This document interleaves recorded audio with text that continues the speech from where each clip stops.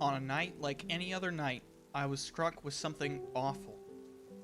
I was experiencing a nightmare, and this nightmare was so bad that I was physically crying when I woke up, still with the dark and vivid imagery fresh in my mind. Tears were rolling down my face as I tried to push the horrible things I had just imagined out of my head, but I couldn't do it with my eyes shut. The very first thing I did that morning after getting out of bed was going onto my computer, hoping a new game would cheer me up and brighten up my already dreary day. I set the filter to look for relaxing indie games, and lo and behold, after just a few pages of searching, I found the city planner that would turn my entire day around. That little game was Islanders. The game was very simple, both in terms and aesthetics and its gameplay. It's a city planner game where you place buildings near each other to earn bonuses based on what buildings you place it near. When you earn enough points, you can move to a new, clean island and start the process over with a new set of buildings. The music in this game set the tone for the adventure ahead, being one of calm and relaxation, which fit perfectly with the terrible night I had just gotten out of. When you think of a game that helps your current state of being, it's normally to decompress after a stressful day, or a punching bag if you're angry in the case of games like Doom. But this was different. I had never really played a game to escape the dark feelings that had taken over my mind that night, and now whenever my headspace goes into that darkness or depression or anxiety, I boot up this little game. It's Serenity, in the form of a roguelike city planner game. There's no monsters to worry about fighting, no complex mechanics to challenge you, just nice music and a basic goal of putting buildings down. There's something calming about having a very simple set of tools to accomplish a simple task, and being able to do so with ease.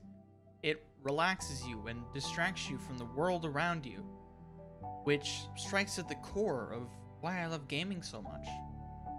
While some games tell epic stories and have high intensity, there are other games that let you tell the story through gameplay or have no story, and that's okay. There are some times when you don't want to be told to shoot endless hordes of zombies or aliens or enemy soldiers, when you don't want to put your reflexes to the test in online matches. When you just want to sit down for a few hours and let the game almost be on autopilot as you play to relax. There are times when you need that distraction from the outside world or even the voices in your head. There is no substitute for clinical assistance, but sometimes a good and relaxing game is all you need to make it through the day. Sometimes what you need is a few hours of placing buildings next to each other, scoring points to unlock more buildings and new islands. Because it's not about the score or the buildings, it's about you. Or, I guess in this context, it's about me and my ability to cope with tough times by playing games that are designed to help you relax. The simple act of placing buildings gives you something achievable, and to some extent that sense of achievement can also help you cope with a situation where you've lost control. We've recently passed the worst year in many of our lives, 2020, which in many cases ripped control out from under us. Islanders gave me that sense of control back, even if only for a few hours and only on these small islands. There are so many games just like this that many people can relate to. Minecraft and Animal Crossing, just to name a few.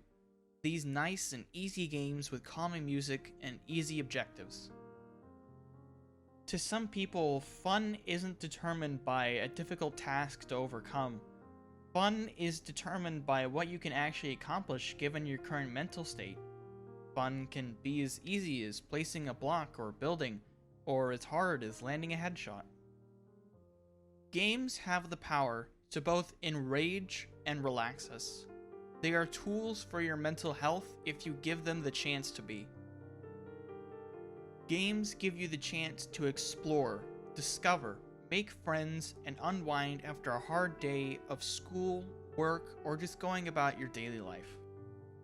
Islanders, through a very simplistic art style and sense of discovery in a relaxing environment, was able to turn my day around and give me a safe place to be creative and happy. Now, if you have a story about how games have impacted your life, let me know in the comments. I love to read about how people's lives have been impacted by gaming. This is David from Gaming Matters, signing off.